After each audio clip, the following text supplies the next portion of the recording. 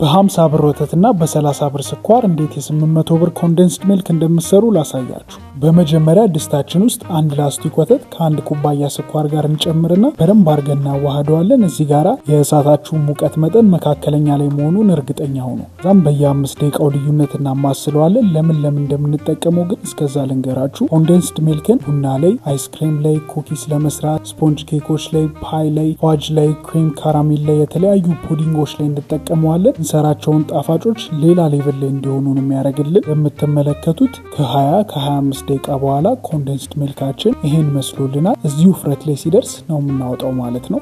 ዛም በኋላ ፍሪጅ ውስጥ ወደምንከትበት እቃ እንገለብጥና ስቶር እናደርገዋለን። ይህ ኮንደንስድ ሚልክ ፍሪጅ ውስጥ ከ3 ሳምንት እስከ 1 ወር ድረስ መቀመጥ ይችላል። አክቹዋል ኔሙ ስዊትንድ ኮንደንስድ ሚልክ ይባላል። እንደምታዩት በጣም ቀላል ሬሲፒ ነው። ሁላችሁም እንደሞክሩት ሰጀስት አደርጋችኋለሁ። ይመቻችሁ። ፒስ አውት።